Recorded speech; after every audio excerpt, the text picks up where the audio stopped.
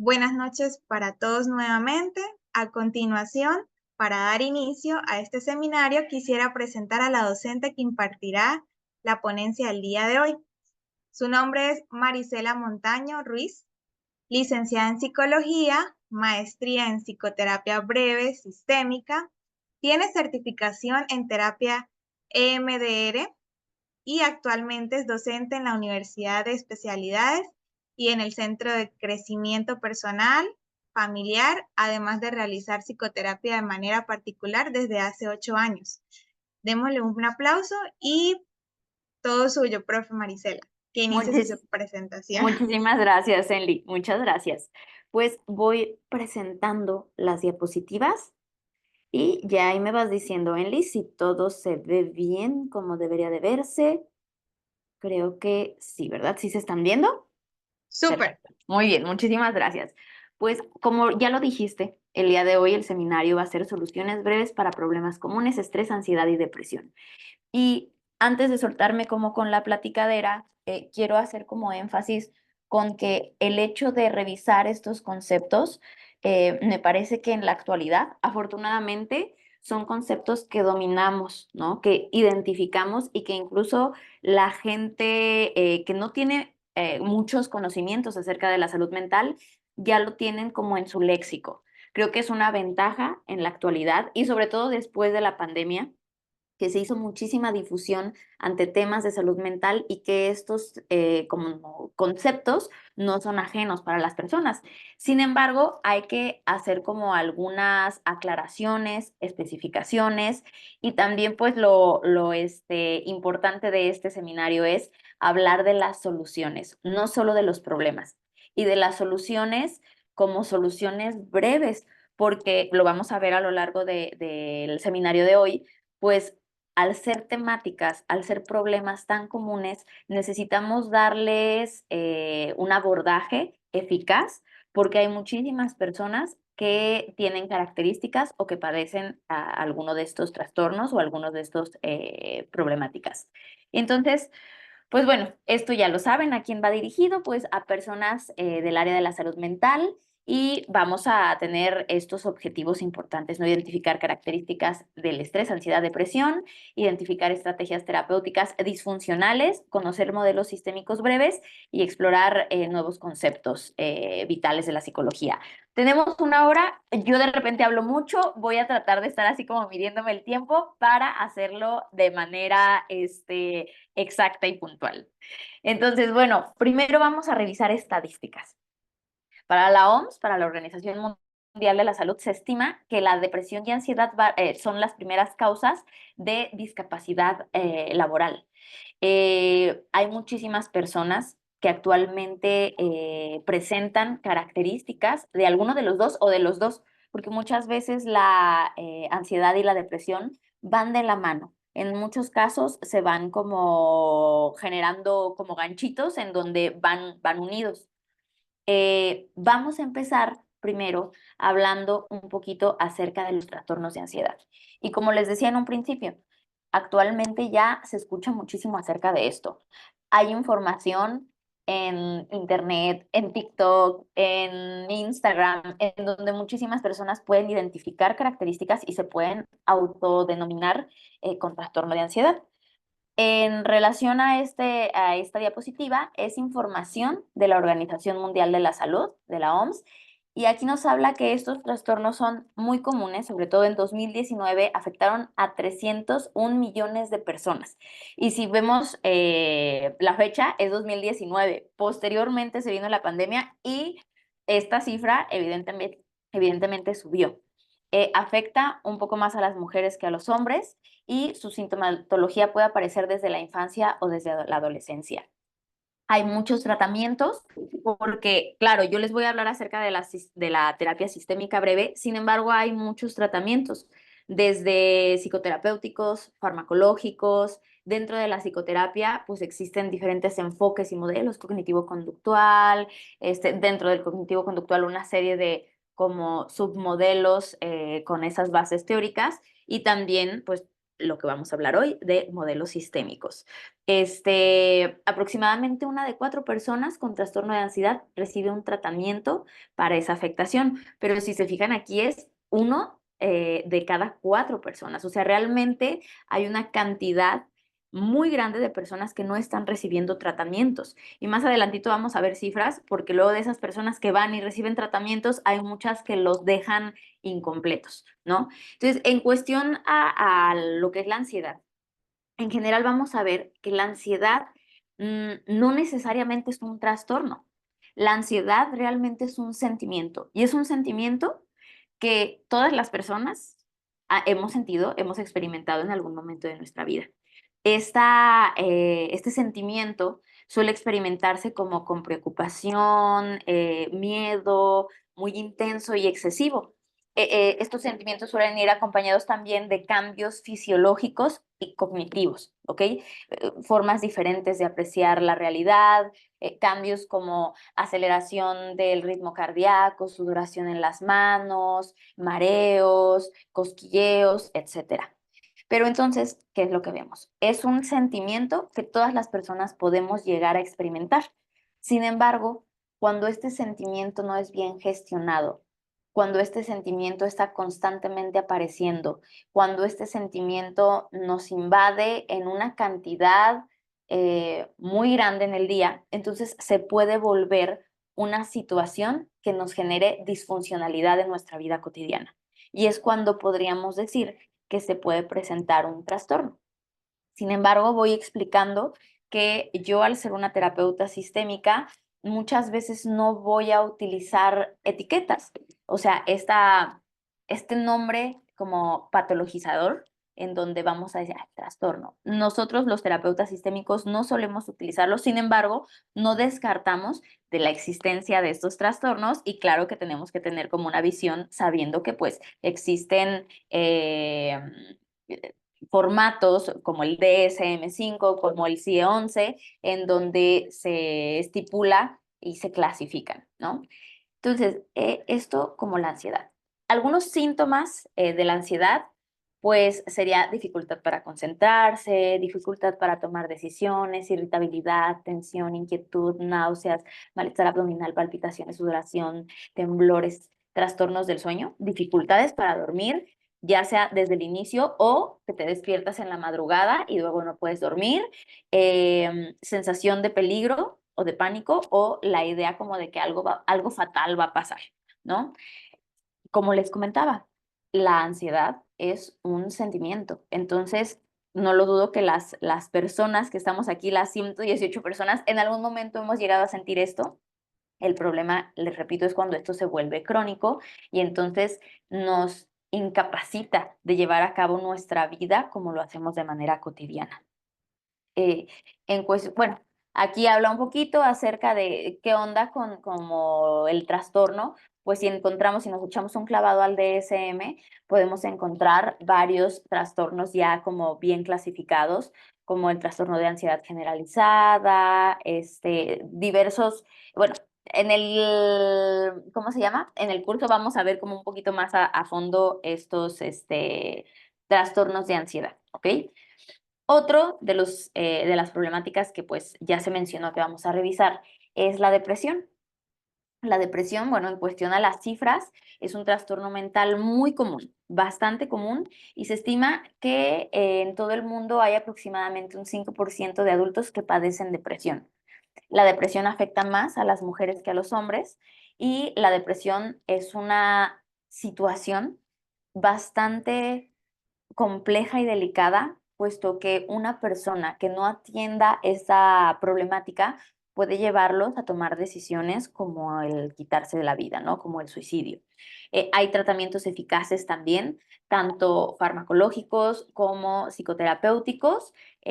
Aquí la cuestión es, pues, que a veces las personas o no se dan la oportunidad de iniciar un proceso terapéutico, o lo dejan inconcluso, ¿ok? Entonces, aquí voy a estar medio al pendiente. Muy bien, perfecto. Entonces, bueno, respecto a la depresión, podemos diferenciar entre lo que es la tristeza y la depresión. ¿ok? Todas las personas en algún momento hemos sentido tristeza y la tristeza es una emoción básica, es una emoción necesaria. Es más, hasta podemos acordarnos de la película esta de Pixar, de Intensamente, y recordar este personaje azulito, pues es una emoción básica, incluso necesaria para nuestra vida. Aquí el problema es cuando entonces esta tristeza empieza a abarcar gran cantidad de nuestro día y empieza a generarnos limitaciones, en donde entonces dejamos de hacer ciertas actividades que son básicas y esenciales para nuestra vida cotidiana. La depresión no necesariamente se ve como una persona que siempre está tirada. A veces la depresión se presenta con una máscara de funcionalidad, pero detrás de ello hay una tristeza profunda. En cuestión a estadísticas, pues aquí se ve, se estima que 3,8% de la población experimenta depresión, incluye el 5% de adultos. La depresión también actualmente ya se presenta en personas cada vez más jóvenes, ¿ok? Muy bien. Y bueno, ¿cuáles son algunas de las sintomatologías de la depresión? Pues puede ser dificultad para concentrarse, un sentimiento de culpa excesiva o de baja autoestima, falta de esperanza acerca del futuro. O sea, las personas que presentan depresión como trastorno no tienen, no fácilmente visualizan un futuro, metas, objetivos, se les dificulta poder ver como más allá del día de hoy. Pensamientos de muerte o de suicidio, que aquí también es importante aclarar que mm, pueden ser de diferente tipo, porque hay ocasiones en que las personas llegamos a tener pensamientos de querer estar muertos, pero hay otros tipos de pensamientos que es querer matarnos. Entonces hay que diferenciar.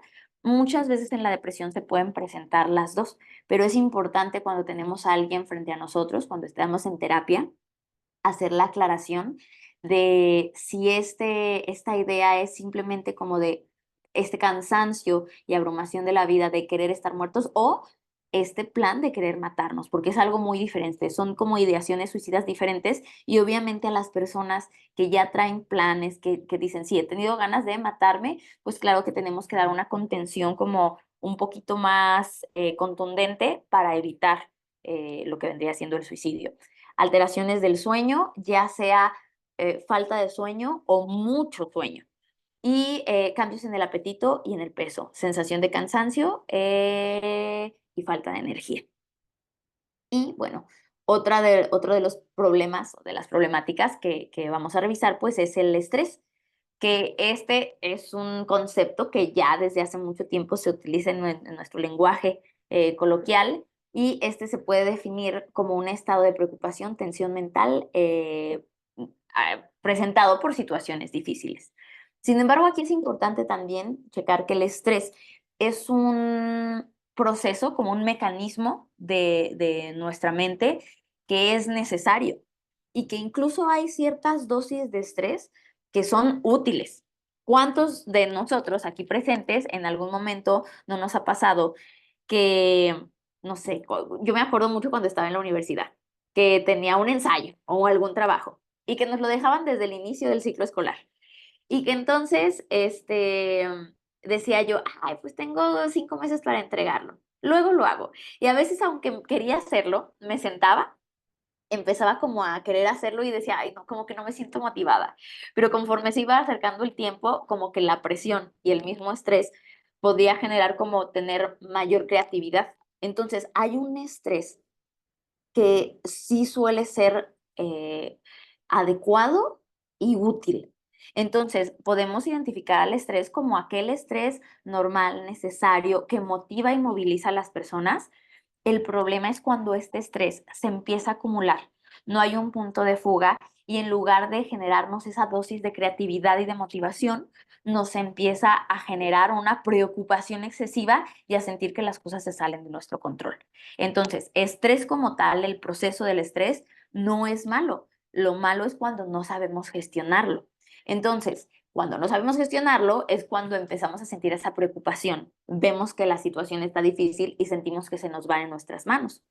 El estrés afecta tanto la mente como al cuerpo. Al igual que la ansiedad y que la depresión, los efectos o las consecuencias no solo son a nivel mental, sino que también son a nivel físico y fisiológico. Genera una serie de cambios en nuestro interior. Por ejemplo, con el estrés se genera un incremento de la hormona del cortisol. Cuando se genera cortisol, nuestro organismo, cuando tenemos estrés, incluso este estrés saludable, genera cortisol. Y este cortisol tiene que irse como diluyendo con otra serie de elementos químicos y hormonales que generamos cuando entonces abordamos ya la situación y le damos una resolución. El problema aquí es que cuando no damos una solución, los niveles de cortisol se van acumulando y nos van generando también problemáticas en nuestro organismo. Y puede traernos, por ejemplo, una presión arterial alta, puede ocasionarnos también, por ejemplo, triglicéridos altos, colesterol, y ya se van haciendo como consecuencias también físicas. Em, mm, mm, mm, mm, mm.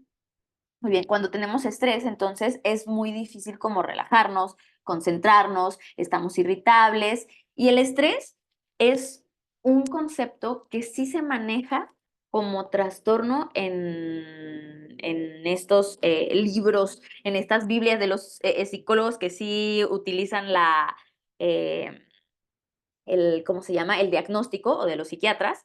Sin embargo, cuando hablamos de estrés, hablamos a lo mejor de esta cuestión de estrés postraumático. Sin embargo, hay muchas otras maneras o formas en que se manifiesta el estrés y que resultan ser muy problemáticas, como el burnout. Sin embargo, el burnout no está en el DSM, pero es una problemática también muy importante.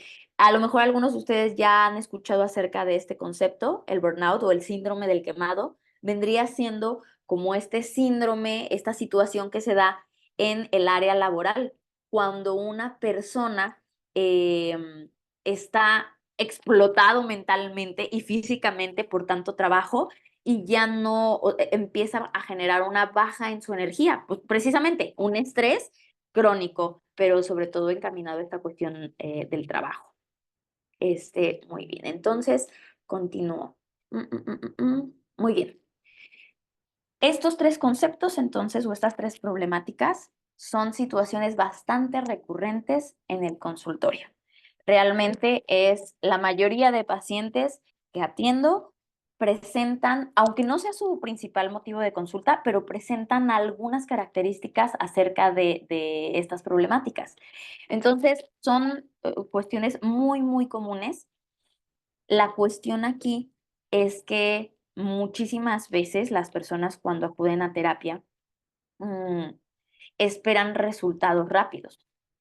Con terapia breve no quiere decir que sea magia y que entonces tengamos la varita mágica y les digamos, órale, ya se le quitó, pero lo que vamos a hacer es tratar de dar como esta esperanza de que no van a necesitar años, años, años, años de psicoterapia para poder salir de esto. Si nos ponemos a pensar y a revisar y tratamos de ser empáticos y ponernos como en el lugar de estas personas, o hemos estado en el lugar de estas personas que acuden a nosotros con estas problemáticas, cuando sentimos ansiedad, cuando tenemos rasgos depresivos, cuando tenemos estrés, lo que queremos es movernos de esa situación. Necesitamos realmente empezar a hacer cosas y empezar a ver cambios porque son situaciones muy agobiantes.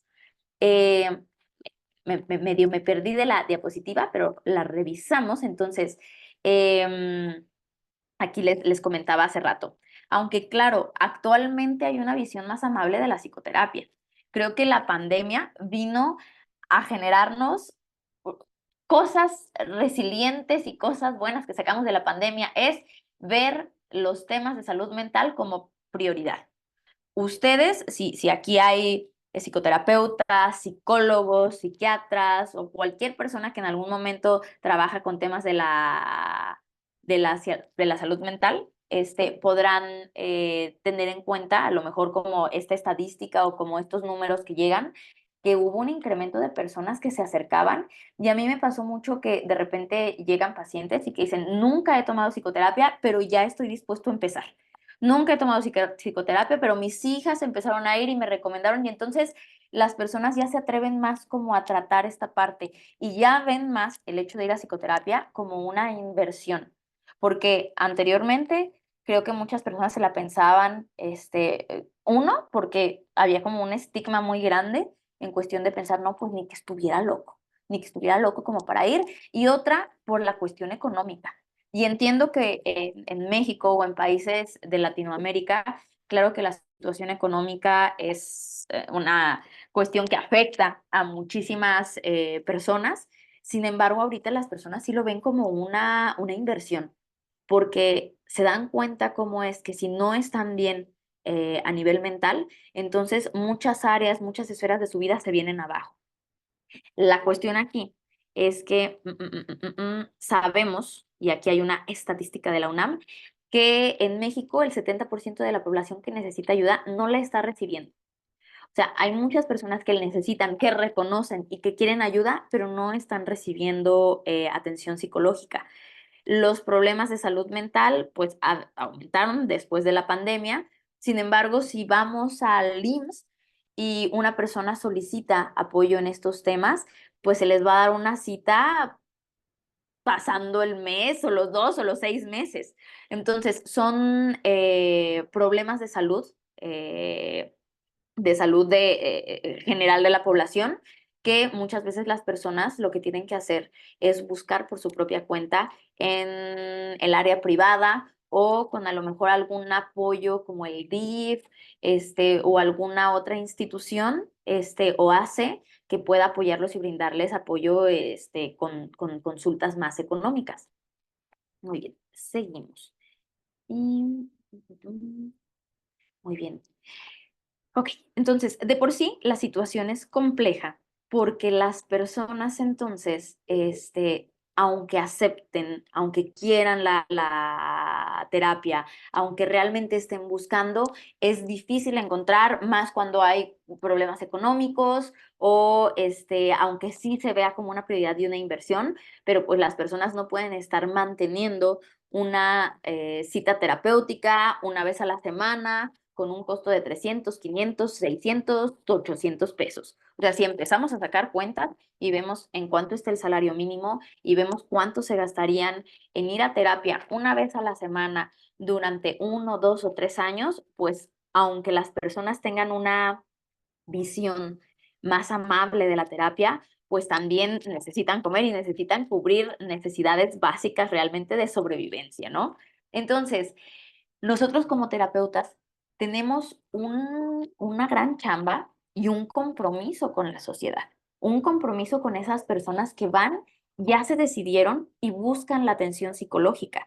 Y entonces nosotros tenemos que ir también revisando cuáles son las fallas o los errores comunes que de repente se cometen dentro de los consultorios. Entonces, aquí pongo un listado, probablemente se me escapen algunas fallas, pero fueron como las que considero que son como más importantes, ¿ok? La primera falla o el primer error que pongo es ir deprisa o muy lentamente, no sincronizarnos con el consultante. ¿A qué me refiero con eso? A veces los terapeutas queremos ir a un ritmo a lo mejor al que dictamina la teoría, o queremos ir muy rápido y queremos así como que, órale, sí que ya haga sus tareas y les dejamos 5 o 6 tareas y decimos, órale, para que ya salga, pero puede ser que la persona no sea su ritmo. Y entonces tenemos más bien que conocer bien a nuestro cliente, ¿ok? Tenemos que conocer bien desde que llega al consultorio, checar, estar muy atento a su comunicación verbal y no verbal para poder ver qué tanto le urge el cambio y con qué tanta energía llega y con qué tanta disposición al cambio llega. Entonces tenemos que ir muy atentos porque no podemos dar prisa a una persona que no trae tanta disposición o, por ejemplo, a una persona que trae características o un trastorno depresivo y que le cuesta muchísimo trabajo levantarse y meterse a bañar, no podemos obligarlo a ir deprisa. Entonces tenemos que ir al ritmo, tenemos que ir checando. No sé si por aquí hay alguna persona que le guste la música, ¿ok? Si hay alguna persona que por hobby o así, o le guste mucho la música, eh, o que simplemente le gusta así escucharla, cuando una persona sabe de música y toca algún instrumento y está en alguna banda de cualquier tipo de música que sea, tiene que estar muy atento al ritmo y en qué momento entrar a tocar, ¿no? Y para seguir como el ritmo del resto de los músicos. Entonces nosotros tenemos que afinar así nuestro oído y nuestra atención a checar a qué ritmo va el cliente. Y entonces ese ritmo, entrar como en el momento adecuado, como el timing adecuado, y entonces empezar a su ritmo. Y una vez que ya estamos a su ritmo, a lo mejor ahora sí empezar a hacer algunas modificaciones, ¿ok? Entonces, tenemos que ir en sincronía con el consultante y para eso tenemos que ser muy receptivos y muy atentos ante el consultante, ¿ok? También esta cuestión, pues ahorita les ponía un ejemplo, ¿no? De si una persona tiene depresión y queremos hacer que genere cambios así, pues probablemente sea una persona que deserte, que deje la terapia porque entonces se sienta muy presionado. Sin embargo, habrá otras personas que a lo mejor ya están dispuestos al cambio, que ya llegan y te dicen, déjeme las tareas que sean orales. Y también sería un error ir muy deprisa. Como, ay, espérese tantito y vamos viendo, primero revisamos otras cosas. Entonces, poner atención y estar atentos para sincronizarnos con el ritmo de los consultantes. Otro de los errores es hacer que el consultante aprenda un nuevo idioma complicado, difícil de entender, de los tecnicismos terapéuticos. Entonces, ¿a qué me refiero con eso? A veces, pues las personas llegan a terapia y antes de empezar a ponernos en acción para que las personas comiencen con estos cambios necesarios para salir de ese bache en el cual se encuentran, queremos como generar que ellos aprendan palabras que son complejas de entender. Si aquí la mayoría somos psicólogos, psicoterapeutas o trabajadores sociales que han estudiado algo de psicoterapia, pues sabrán que para aprender todos esos conceptos complejos, nosotros requerimos de 3, 4, 5, 6 años o más para entenderlos. Entonces, una persona que llega al consultorio y que a lo mejor va a tener 2, 3 sesiones y nosotros queremos que aprendan ya conceptos complejos, va a ser muy difícil o van a entenderlos, pero a medio entenderlos. Entonces, algo que les sugiero, obviamente, desde esta concepción de psicoterapia sistémica breve, sería no tratemos de hacer que ellos aprendan nuestro idioma, más bien hablemos su lenguaje, su propio lenguaje coloquial. Y vuelvo otra vez a esta cuestión, ser muy atentos en nuestro oído, en nuestra vista y entonces aprender de nuestros consultantes. Ahora, asustar mediante la patologización y la estigmatización.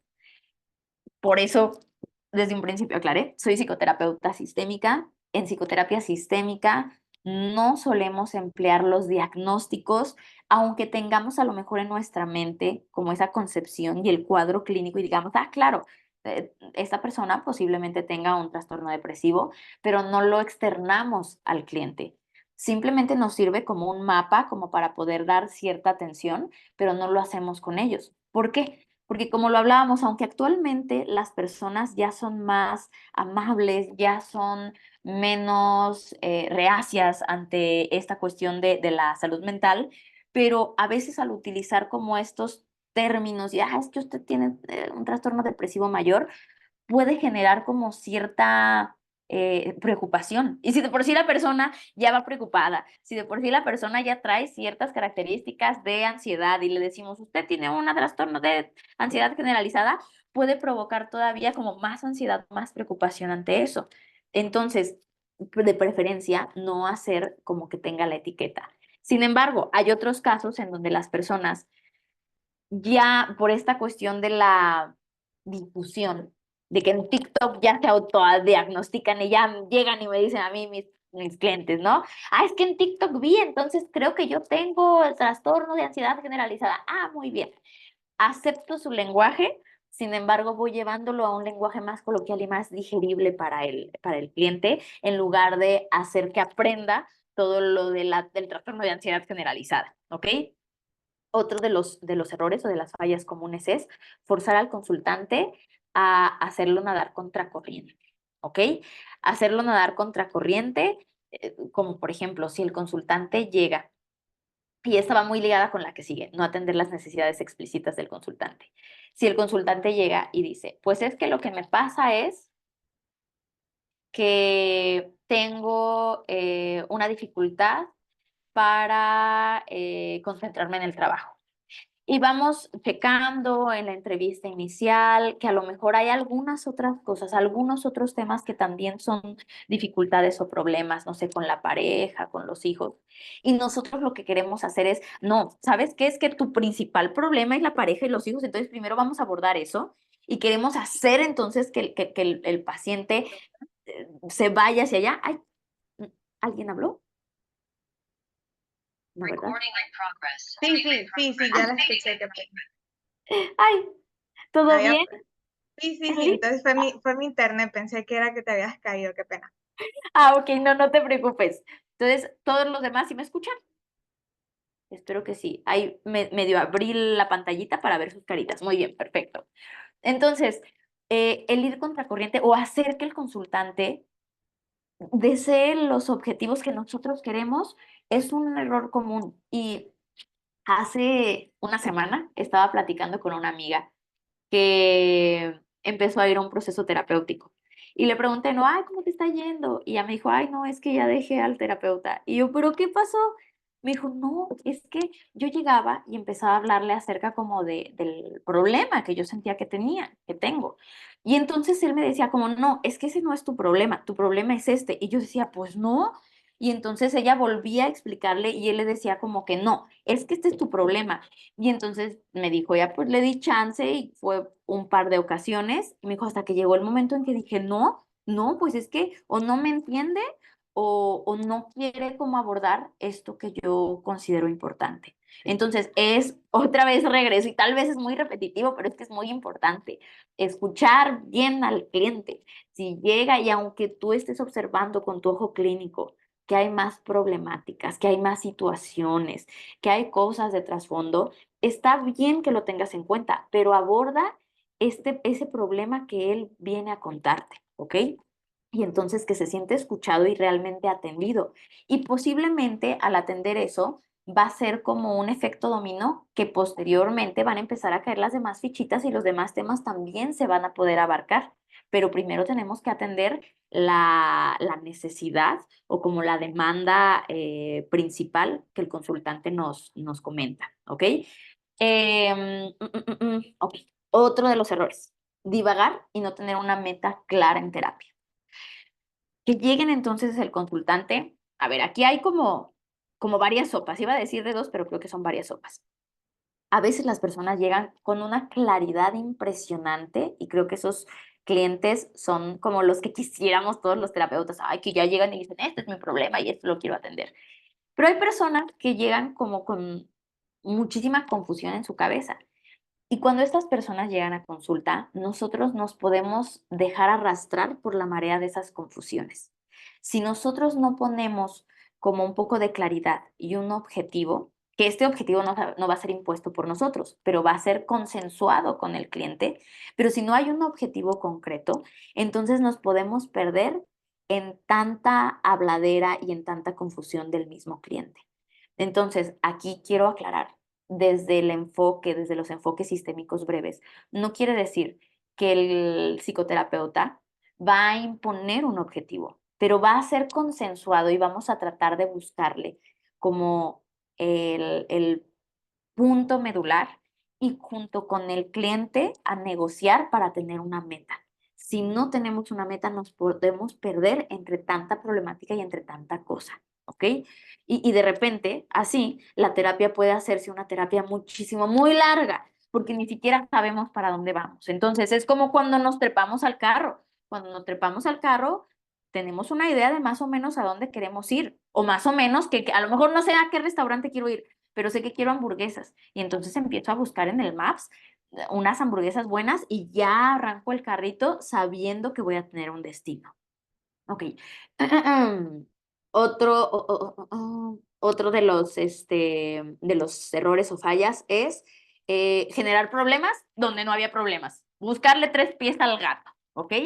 Entonces va también como muy encaminado a lo que comentaba hace ratito, en donde entonces el consultante llega, nos dice que hay este problema, pero entonces nosotros empezamos a ver y, no, es que tú ya te diste cuenta que realmente lo que tienes es el síndrome del impostor y a lo mejor la persona ni por aquí es el síndrome, uy, y entonces empezamos a echarle más leña al fuego y más problemas. No hay que meterles más problemas de donde no había, ¿ok? He escuchado y yo sé, y tal vez para otro tipo de enfoques pueda llegar a ser bueno, como el querer ir para atrás, para adentro y escarbar, escarbar, escarbar toda la cochinada. Y tal vez para algunos modelos respecto a sus bases teóricas, epistemológicas, jale.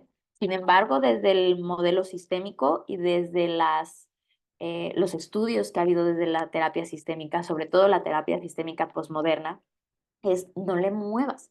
¿Para qué le mueves? Si le mueves y empiezas a hablar, que empiezas a utilizar en tu lenguaje otras problemáticas, lo que estaríamos haciendo desde este modelo vendría siendo pues crearle problemas, generarle más problemas de los que había, ¿ok? Y entonces, ¿qué es lo que puede generar? Que la terapia se haga mucho más extensa y que al extender más la terapia, si la persona ya no puede pagar, si la persona ya no puede asistir, pues se quede a medias en su proceso terapéutico, ¿ok? No seguir una teoría en el proceso y hacer una terapia holística, ¿ok? No importa si a lo mejor hay aquí alguna persona que no tenga como el posgrado, pero sí que siga una base teórica que pueda, que pueda ir por la misma línea, ¿ok? Me acuerdo yo que cuando estaba en la universidad había algunos profesores que decían, bueno, es que puede ser un terapeuta holístico y agarra un poquito de aquí, un poquito de allá, un poquito de allá. Sin embargo, a ver, hay que aclarar, no es lo mismo integrar que mezclar, ¿ok? No es lo mismo integrar que nomás agarrar. Es como, por ejemplo, les voy a dar un ejemplo, a lo mejor muy burdo, pero mi abuelita me llegó a contar alguna vez que cuando vivía en una situación como de carencia económica, veía en el refri y hacía como con las sobras de la comida de la semana, hacía ropa sucia, creo que así le llamaba al alimento. Entonces, no sé, que si le había sobrado unos huevitos, pues sacaba los huevitos. Que si le había sobrado poquita carnita, pues sacaba la carnita. Que si le habían sobrado dos jitomatitos, pues sacaba el jitomatito. Y entonces buscaba la forma de inventarse algún alimento que contuviera cada uno de los sobrantes y ahí hacía como algo medio mezclado, inventado, en donde pues hacía esa ropa sucia y entonces, ay, que como tortitas de carne con su caldito y todo eso. No es lo mismo integrar y tratar de hacer algo que realmente sí tenga un sentido y coherencia que nomás revolver y agarrar y hacemos una mezcolanza. Entonces, si vamos a utilizar, si vamos a dar terapia, vamos a emplear herramientas que puedan ir sincronizadas y que puedan integrarse, pero no vamos a hacer mezcolanza.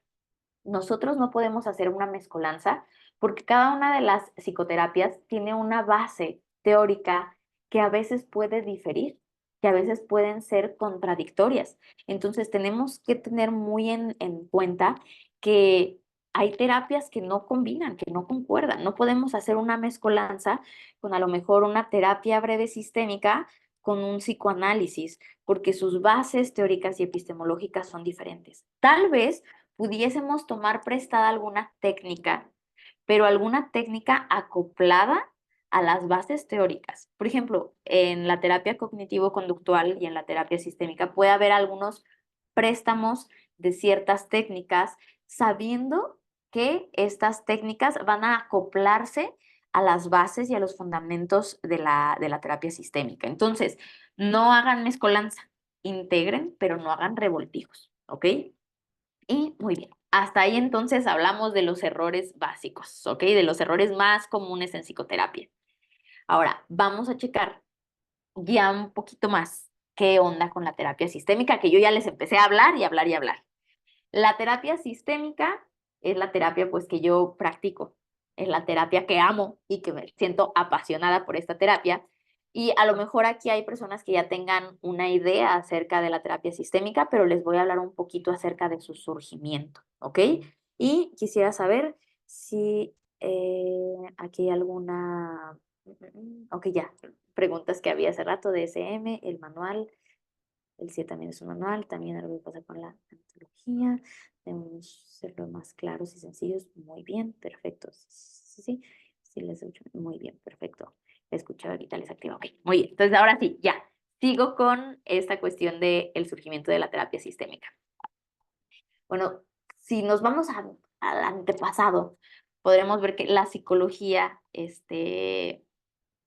surge en Leipzig, Alemania, cuando se puso el primer laboratorio de psicología experimental, pero este laboratorio de psicología hablaba de la psicología como una ciencia para investigar, pues, qué pasa en la mente.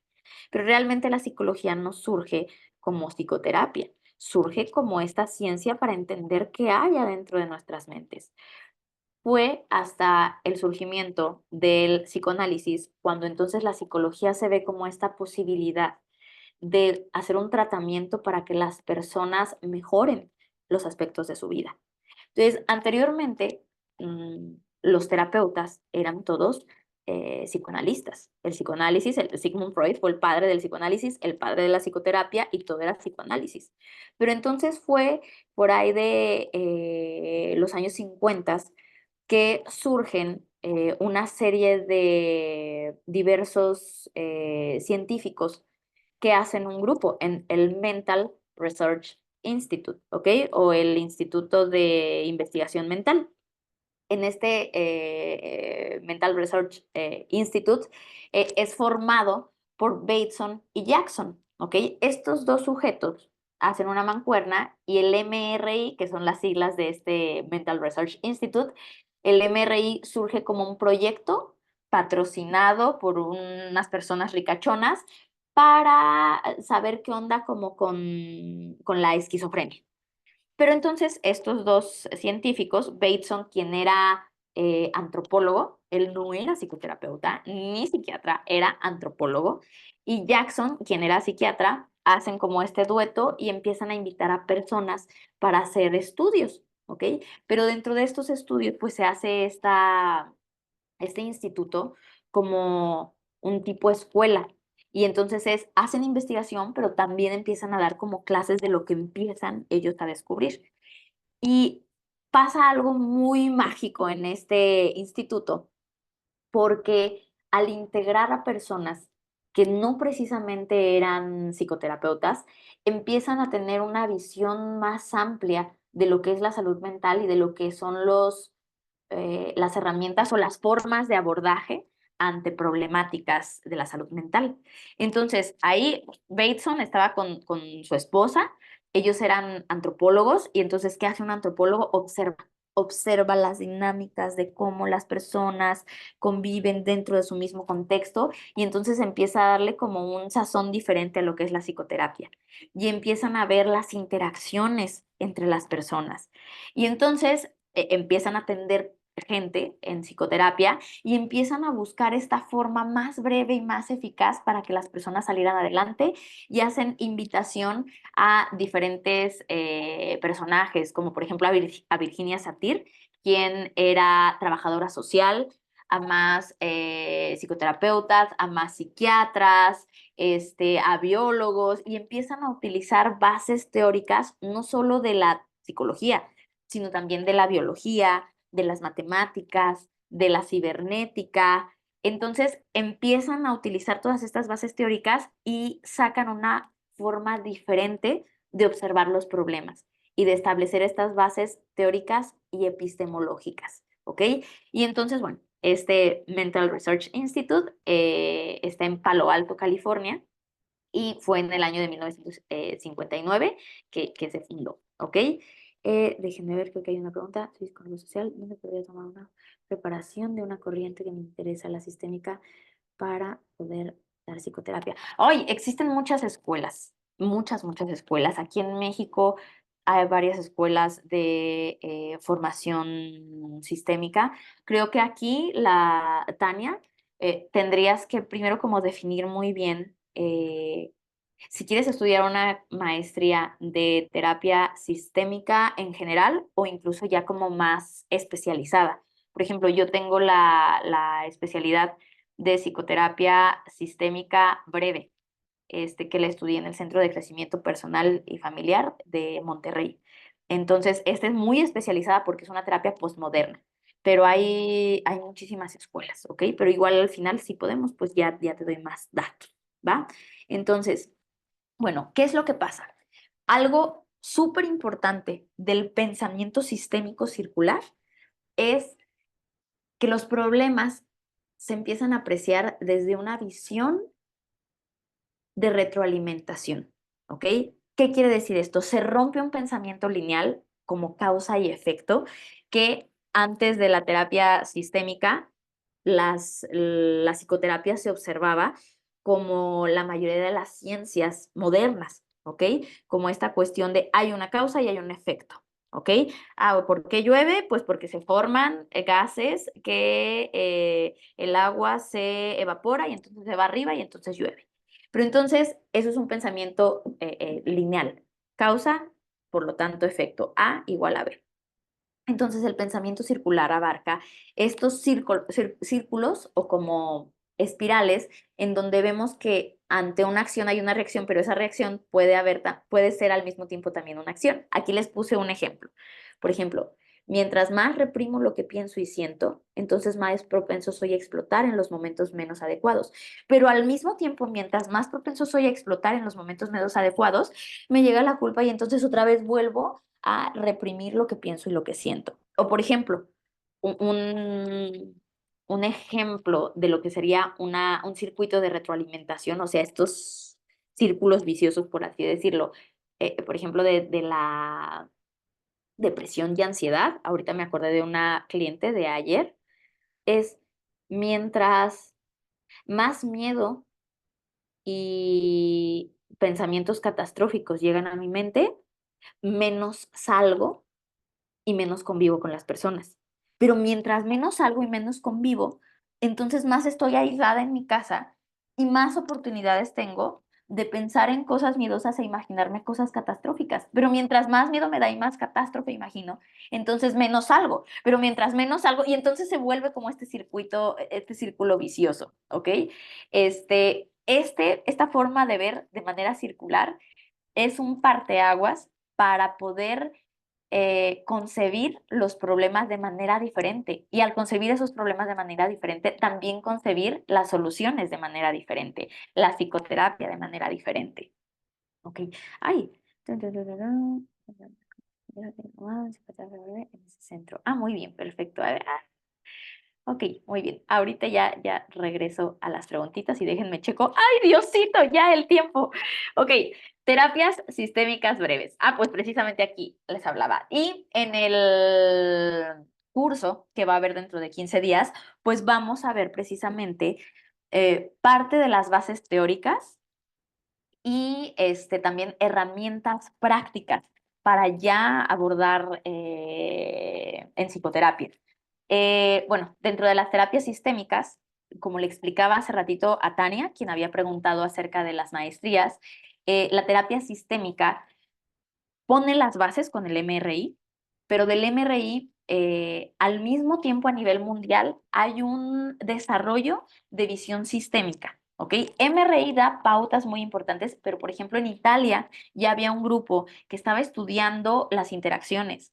En Estados Unidos también, pero creo que más al norte era que estaba Minuchin también observando a familias.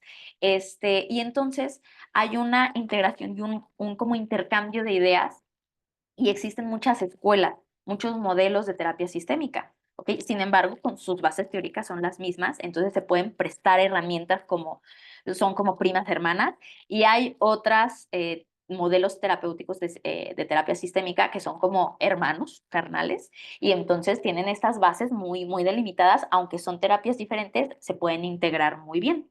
Entonces, existen, por ejemplo, dentro de las terapias sistémicas, terapias que son breves. Con breve me refiero a que son de menos duración, porque podríamos hablar de a lo mejor un aproximado de 5 a 10 a 15 sesiones más o menos, espaciadas en un lapso. Algunos terapeutas citan cada 8, pero por ejemplo, en lo personal y con las bases académicas que tengo, yo cito a mis pacientes cada 15 días al inicio, pero conforme van avanzando, las terapias las voy espaciando a cada 21 días y después a una vez al mes. Y ya las últimas sesiones son a lo mejor, no sé, 2 o 3 meses después. La mayoría de los pacientes que atiendo con la terapia breve sistémica enfocada en soluciones, que integro varias terapias como la narrativa, la colaborativa o la terapia interaccional, son entre 7 y 14 sesiones en un estimado. Entonces, es mucho más probable que una persona pueda cumplir con 8 o 10 sesiones en lugar de 2 o 3 años de psicoterapia, ¿ok? Bueno, entonces estas son psicoterapias sistémicas breves, terapia interaccional, terapia estratégica, terapia centrada en soluciones, terapia narrativa, terapia colaborativa, ¿ok? Y aquí como les pongo en el diagramita es un círculo, o sea, vemos la solución también de manera circular. Cambiamos la forma de percibir, cambiamos la forma de actuar y y nos enfocamos en los recursos. Esto lo hacemos para entonces generar un movimiento en la persona y en el problema y en su sistema para generar soluciones. ¿Ok? Entonces, bueno, una psicoterapia breve puede favorecer al proceso para que pueda terminarse, para que pueda ser un proceso que se concluya y realmente la persona pueda sentir esa satisfacción de haber concluido y pueda ver resultados y cambios eficaces. Aquí en cuestión de estadísticas, es una investigación de Ecuador que habla que bueno, pues la falta de tiempo y la negativa a recibir atención psicológica es evidente, al menos en esa investigación que hicieron en Ecuador. De 10 usuarios que solicitan una cita con el psicólogo, únicamente asisten 5 personas. O sea, ya ahí estamos viendo que de 10 que hacen, solo la mitad acuden a psicoterapia. Y si ustedes dan psicoterapia, tal vez pues, lo pueden evidenciar con su experiencia. Pues muchas veces las personas preguntan, hacen su cita, pero al final no van. ¿Ok? Y de esos 5 pacientes que se asisten, 3 desertan y solamente 2 acaban su tratamiento completo. Entonces, con estas cifras, que obviamente pues, son de Ecuador, pero pues podríamos checar a ojo de buen cubero que puede pasar algo similar en México o en algún otro país de Latinoamérica, eh, las personas son muy dadas a desertar por múltiples situaciones. Entonces, una terapia breve puede ser de muchísima ayuda para que las personas sí puedan concluir su proceso o puedan aventajarlo lo más que se pueda y realmente generen cambios significativos y mejoren. ¿Ok? Muy bien. Entonces, ahora yo les voy a hablar cosas bien bonitas porque yo ya les dije, yo estoy enamorada de la psicoterapia sistémica y de las terapias sistémicas breves y de las terapias postmodernas sistémicas. Me encantan, realmente soy una gran apasionada. Sin embargo, hay múltiples enfoques y aquí quería nada más como aclarar. Un enfoque simplemente es una teoría, ¿ok? Y una teoría es entonces nombrar a ciertas situaciones de manera simbólica y una teoría simplemente observa una parte de la totalidad, ¿ok? Hay una frase que me encanta de Alfred Korzybski que dice así: el mapa no es el territorio, pero se parece.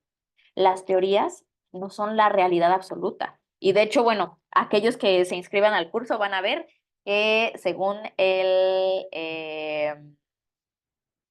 construccionismo social, pues no existe una realidad absoluta, existen múltiples realidades, pero para entender estas realidades necesitamos mapas, necesitamos esquemas que nos ayuden a entenderlo mejor y a poder, por lo tanto, en psicoterapia, abordar las problemáticas y poder tener caminos que nos orienten. El camino que yo les vengo a hablar y que aquellos que se inscriban al curso pues entiendan un poquito mejor es este mapa de la terapia sistémica breve que nos va a ayudar a que sea un camino más corto, más eficaz y más especializado en el cliente, más como hecho a la medida del cliente. Entonces pueden existir muchísimos mapas, pueden existir muchos enfoques y está bien, pueden ser válidos y te pueden ayudar a llegar a tu destino. Eh, Sin embargo, pues la terapia sistémica breve nos puede ayudar a ser más eficaces, sobre todo con las problemáticas y las necesidades de la actualidad.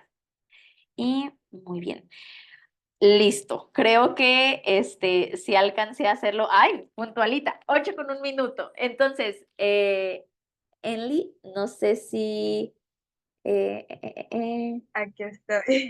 Muy bien, gracias. A ver, veo ahí Sí, sí. preguntitas, pero Pues responde la pregunta que hizo Socorro en el chat. Ella pregunta, ¿en cuánto tiempo se estudia para dar psicoterapia breve y qué estudios previos necesito tener? ok. Bueno, va a depender de la escuela, pero en promedio para estudiar un posgrado en donde cheques la psicoterapia sistémica, pues va a ir de entre año y medio a 2 años y medio, ¿ok? Por ejemplo, en la especialidad que estudié fueron 2 años de preparación ya de posgrado y se necesita haber estudiado algo relacionado como, por ejemplo, con psicología, con trabajo social, incluso con ciencias de la comunicación. Entonces, la ventaja de la terapia sistémica, como les expliqué, como es tan diversa su origen, entonces puede una persona, a lo mejor que estudió antropología, estudiarla porque lo podrían digerir, ¿ok? Se puede comprender. ¿Qué otra pregunta hay, perdón? Ahí Michelle levantó la mano, no sé si le Muy bien. damos el Sí, permiso. claro que sí, Michelle, te escuchamos. Voy a dejar de compartir.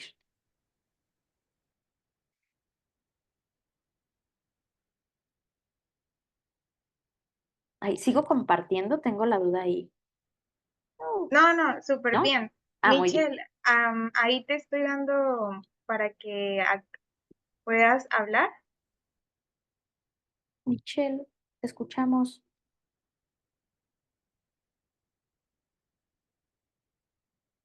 Michelle, ¿nos escuchas?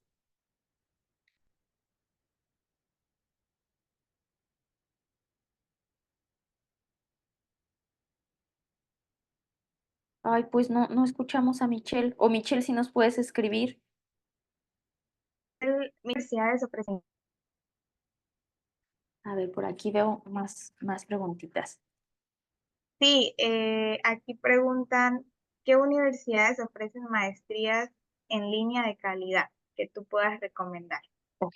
A ver, por ejemplo, yo voy a decirles el centro en donde yo estudié. Se llama Centro de Crecimiento Personal y Familiar. Está en Monterrey. Lo pueden googlear así, Centro de Crecimiento, igual aquí se los pongo. A ver, de hecho, ahí es en donde doy clases yo. Centro de Crecimiento Personal y Familiar. Ahí las clases son en línea. Ay, no es T, es y familiar. Y familiar. Hay algunos otros centros que identifico aquí en Guadalajara, como el Instituto Bateson, el TES Zapopan. Sin embargo, yo sí les puedo decir que aquí en el Centro de Crecimiento Personal y Familiar somos especialistas en terapias posmodernas. Se da un modelo que se llama Mieses, que es un modelo de enfoques centrados en soluciones, integrativo y da unos formatos súper padres, o sea, realmente el programa está muy bien. Pueden, les digo, googlearlo, encontrarlo en internet, también creo que está en Facebook y ahí preguntar. Y ya te dan los informes. Creo que solamente una vez al año sería ir a Monterrey para un congreso como internacional, que por cierto ya en agosto es el Congreso Internacional. ¿Ok? A ver. Déjame ver. ¿Qué otra preguntita tenemos? No sé si Michelle volvió a levantar su manita. Breves para Ay, Sí, tengo dos dudas. a ver, Este, Michelle. metiéndome algo en la psicofisiología, a principio estaba hablando sobre las definiciones de depresión y Ujú, ansiedad. ajá. Entonces, ahí mencionaba uno de los puntos que normalmente les afecta más a las mujeres. ¿Por Ujú, qué? ok, mira, a ciencia cierta, o sea, un único factor no existe, pero como muchas cosas en la psicología, es multifactorial. Tal vez sí existan ciertas predisposiciones genéticas, pero también hay predisposiciones culturales y sociales. Por ejemplo, a las mujeres está mucho más permitido expresar tristeza, ¿ok? Y por ejemplo, la tristeza es como una emoción más aceptada. Si vemos estadísticas, hay estadísticas muy altas de hombres que se suicidan, pero estos hombres que se suicidan no estaban diagnosticados como depresión, pero sí a lo mejor con problemas de ingesta de alcohol o de drogadicción. Entonces, hablando en ese sentido, hay más hombres que toman o que usan drogas como un reemplazo a expresión de tristeza. Entonces, las cosas son multifactoriales. Tal vez sí existan ciertos factores de predisposición genética, de cuestiones de ciertas, a lo mejor, hormonas, pero también una parte importante es como estas cuestiones socioculturales. No sé si con esto pueda contestar tu pregunta, Michelle. Sí me la respondió. Y la otra Muy bien. pregunta es acerca de que mencionó en los síntomas de la depresión que a veces el paciente como que llora al momento de decir, no, pues yo me quiero suicidar, pero pues en realidad no quiere, pues no quiere irse. Ujú, Entonces, hace tiempo un maestro a mí me mencionó que en esos casos hay que tranquilizar, por usar una palabra sencilla, tranquilizar al paciente, porque si no podrías pasar como un caso de Freud que mencionó, bueno, no sé si sea verdad, ujú. que resulta de que Freud le tocó una paciente que la habían violado de niña, pero este, su papá la obligaba a chupar del grifo para quitar evidencias y de Ujú. grande pues se dio cuenta de eso. Ajá. Entonces, pues Freud como que le dio por igual y la muchacha señora se suicidó. En esos casos es recomendable que nosotros, eh, ¿cómo le explico? Mm, o- quitar las otras citas para dárselas a esa persona que está teniendo ese dilema Ok. A o... ver, mira, en el tipo de terapia que trabajo, Ujú, es algo muy importante y por eso precisamente se maneja esta terapia breve, el no generar una dependencia emocional hacia los clientes o consultantes. He trabajado de depresión, de personas con ideación suicida, e incluso de personas que han intentado suicidarse previamente al inicio de su proceso terapéutico. La forma en la que se trabaja con terapias sistémicas breves es muy noble y da como mucho el crédito y la credibilidad a la capacidad de la persona por salir adelante de su situación. Evidentemente, si estas personas que están en riesgos, que han tenido intentos de suicidio, que tienen ideación suicida muy constante, hay tal vez sí esta cuestión preferencial. Por ejemplo, hay veces que mi agenda no me permite darle citas la misma semana. Que me hablan y me dicen, oye, es que me urge una sesión, oye, pues sabes que tengo hasta dentro de 15 días. Pero si me hablan, oye, es que es una cuestión de un intento de suicidio, ok, déjame buscar para darte la más cercana y a lo mejor se la doy a 2, 3 días, aunque sea en un horario que a lo mejor ya no atiendo, pero sí procuro darles como esa preferencia. Sin embargo, tampoco como de en este preciso momento. Tal vez doy alguna contención por medio de mensaje, algún audio, en donde le digo, a ver, ¿qué pasa esto? Te voy a dejar una tarea y ya llevan una tarea para el día que nos veamos, ellos ya tengan algo que hacer y entonces pues no vayan a cometer como el acto, ¿ok? Hay que tener en cuenta y es parte como de las ideas de este enfoque sistémico breve, que la mente del ser humano realmente no desea el acabar. Las personas tenemos un instinto de supervivencia. Si una persona, por ejemplo, intenta suicidarse con una bolsa en la cabeza, y se deja las manos libres, la persona por instinto va a romper la bolsa. Nuestro instinto es sobrevivir. Entonces hay que confiar en ese instinto. Varias de las estrategias que empleo cuando una persona trae ideación suicida, ya sea ganas de estar muerto o ganas de querer matarse, les planteo que la mente saca ideas en bruto y que tal vez su mente le está diciendo que necesita matar algo de su vida que no le está gustando, pero no matarse a ellos, que tal vez lo que necesita es cambiar algo de su vida que no está siendo satisfactoria, pero que eso no quiere decir que terminen con su vida. Y muchas veces este reencuadre les genera mucho sentido a las personas. Me acuerdo de un chico, hace unos años lo atendí, unos 2, 3 años, estudiaba biología y le explicaba esta cuestión de cómo siempre las células, las moléculas buscan cómo reproducirse, los animalitos buscan la subsistencia, la sobrevivencia, y entonces esa idea de su mente probablemente no sea como una idea real, simplemente es que su mente le está diciendo cambia drásticamente. Y pues sí, él entendió y dijo, claro, es que este y este aspecto de mi vida no me gustan.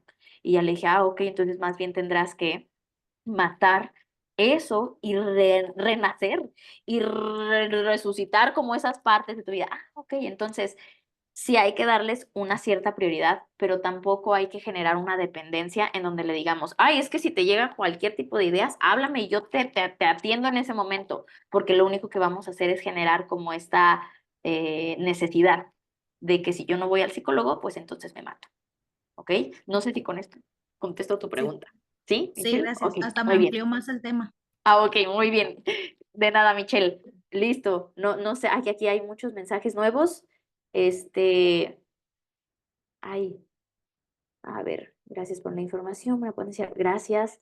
Hola, yo tengo una duda. ¿Cómo es la dinámica para obtener la beca? Ay, creo que ahorita, esta Eldi ya respondió. Muy bien. Hola, ya enviaron el link para obtener la constancia. Gracias por contagiarnos su pasión. Muchas gracias a ustedes. Tanta información. Muy bien. Muy bien. El curso es el 17 y 18 de mayo. ¿Se puede tomar en directo? Creo que sí. Actualmente estoy por terminar la licenciatura de psicología. Ok, en general, me han comentado que cuando termine podré dar algún acompañamiento o tipo de terapia breve. Ah, ok.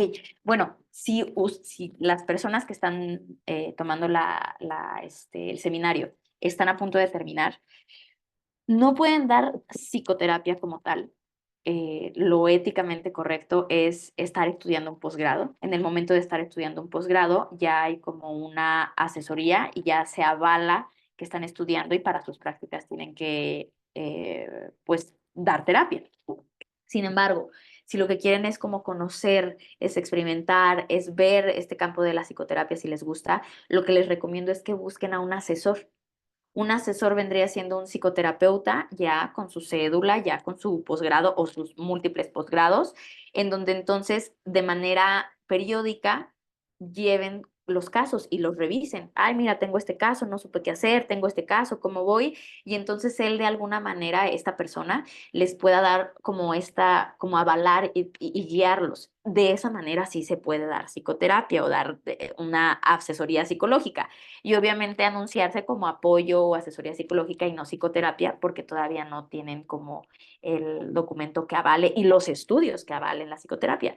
Pero sí les puedo recomendar también que vayan empapándose. Si les gusta un enfoque en concreto, cómprense libros, sigan preparándose, sigan tomando diplomados, sigan tomando este tipo de seminarios, de cursos. Por ejemplo, el curso que vamos a tener dentro de 15 días, les explicaba, les voy a dar técnicas muy puntuales. Pero bueno, si ya tienen estas técnicas puntuales que pueden poner en práctica, busquen una persona que los asesore, ¿ok? Que los asesore, que les des como este respaldo. ¿Levantó la mano alguien? Sí, Ximena. Ah, Jimena. Activo otra vez. Ah, lista.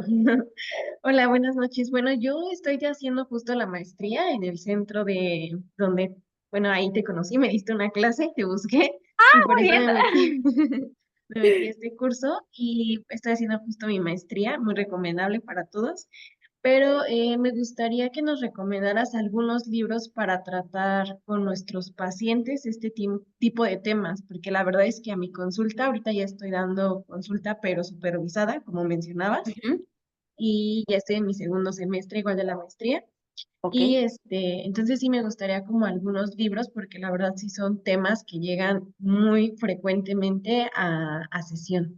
Ok, muy bien. Ay, mira, de hecho, por ejemplo, aquí, déjame ver, porque tengo uno de Nardoni, que habla, por ejemplo, se llama Miedo, Pánico y Fobias, y habla desde el modelo, ay, no sé si se alcanza a ver, desde el modelo estratégico, vienen como casos muy puntuales, viene incluso desglosado hasta como por sesiones, como sesión 1, sesión subsecuente, bla, bla, bla, bla, de formas de abordaje. ¿ok? Viene muy padre, hasta aquí ya lo tengo separadito y viene hablando, o sea, aunque habla de miedo, pánico y fobias, pues evidentemente abarca como parte de estas cuestiones de ansiedad, ¿no? Ansiedad generalizada, etcétera, etcétera. También, ay, carajo, hay otro que,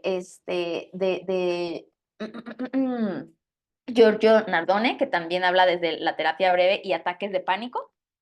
Es este, está chiquito y está digerible, también viene como muy puntual.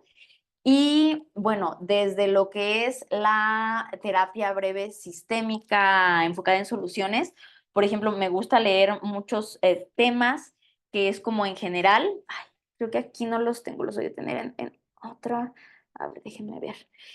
Pero les hice ahí un compendio que no sé, Enli, a lo mejor ahí me puedes asesorar.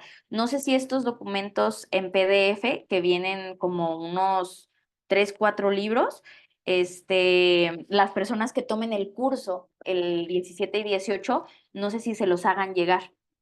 Es como un paquetito como de 8 documentos en PDF y entre ellos vienen varios libros que ahí pueden ustedes observar y son libros que, aunque no hablan en específico de depresión, estrés o ansiedad, pero son libros que pueden servir como guías para desde esta visión sistémica breve poder hacer el abordaje. Sí, los documentos que tengas se van a subir a la plataforma para que sean material de apoyo para las personas que se inscriban al curso. Ah, muy bien. Entonces ahí van a tener esos libritos y estos otros documentos de investigaciones. Ok, perfecto. Muchas gracias. Muy bien, Jimena, nos vemos. Profe, aquí habían escrito una pregunta. A ver, dime, Eli. Cristina decía que cuáles serían las soluciones breves para trabajar y superar la ansiedad. Ay, pues que son varias. Y les digo, en el curso, pues vamos a ver de manera más específica desde lo que vienen siendo 3 modelos: el modelo interaccional, el modelo de terapia centrada en soluciones y el modelo narrativa. Pero, por ejemplo, pregunta específicamente de ansiedad, ¿verdad? Hay un punto clave en cuestión de la ansiedad que muchas veces, como les explicaba, es un sentimiento común que nos genera malestar. Y uno de los problemas es que queremos evitarla, ¿ok? Entonces, al igual que la tristeza, muchas veces pasa que cuando llega esa tristeza la queremos evitar. Y uno de los problemas circulares que podemos encontrar es que ante sentimientos, por ejemplo, de ansiedad o de este nervio e incomodidad, buscamos como una forma de solucionarlo el evadirlo. Y al evadirlo, lo que estamos provocando es sumarle otra piedrita más que se vuelve otro problema porque ese tipo de sentimientos no se puede evadir. Entonces, al tratar de evadirlo, se acumula y vuelve a llegar. Entonces, una estrategia útil es aceptar estos sentimientos de ansiedad. Muchas personas que llegan a terapia ya como con esta ansiedad como más crónica, es que han estado tratando de evadir estos sentimientos y algo básico como tarea o como actividad es como dejar que esta ansiedad llegue, analizarla, contemplarla, visualizarla, hasta hablar con esa ansiedad. Ya lo veremos en el curso porque podríamos hacer hasta alguna cosa como de nombrarlo, ponerle rostro y dejar que llegue determinado tiempo en el día. Y entonces lo que vamos a hacer es que en lugar de forcejear con esa ansiedad, dejemos que fluya el sentimiento y entonces podamos ver que al dejarlo fluir, después se va a venir tiempo en donde podamos estar bien. Entonces, esa puede ser como un tip dentro de este marco de la terapia breve, pero ya en el curso podremos ver más a profundidad diferentes tipos de técnicas, ¿ok? Espero haber contestado la pregunta. Eh, ¿Alguien más levantó la manita?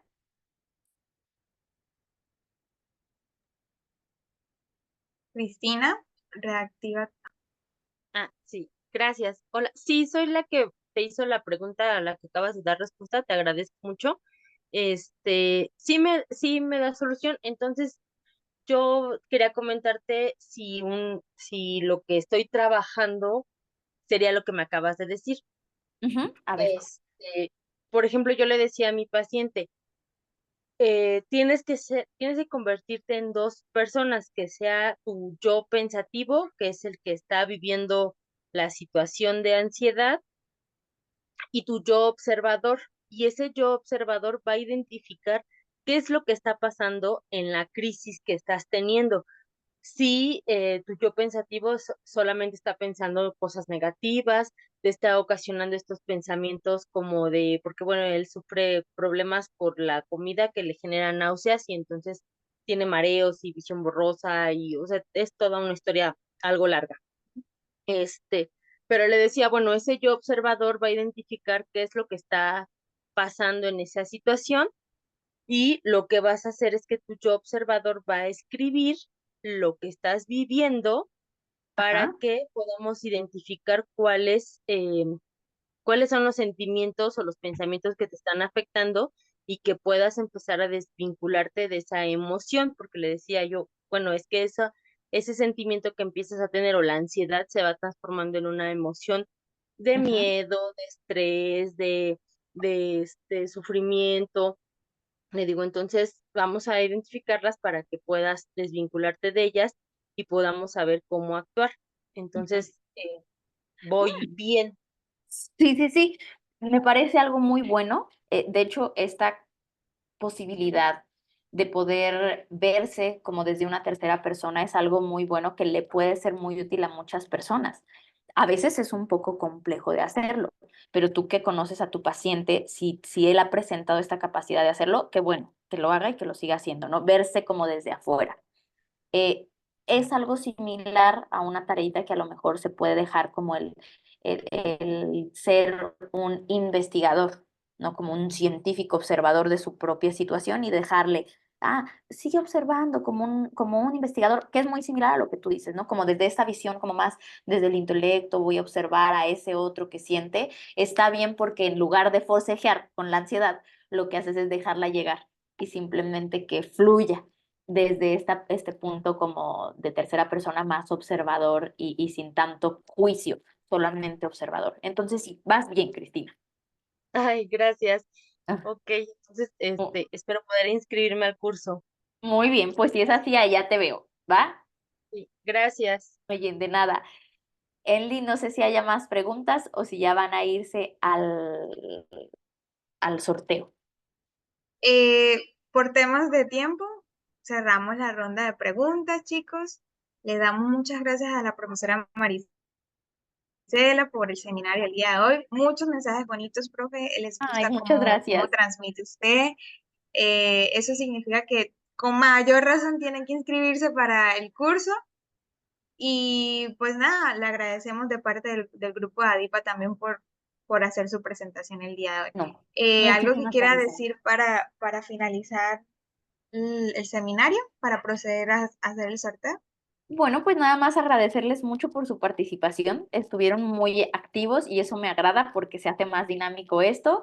Aquí nada más al final les dejé mi nombre, mis redes, por cualquier cuestión. Sé que por el tiempo pues no se pueden contestar muchas cosas, pero si hay algo en lo que les pueda ayudar, allí está mi información. Muchísimas gracias y los que ya estén inscritos o se van a inscribir, pues nos vemos en el curso en 15 días. Muchísimas gracias y también gracias a ti, Enli, por tu apoyo.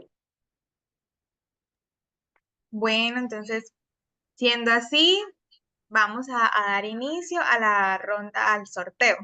Vamos a dar inicio al sorteo, entonces, mucha suerte para todos.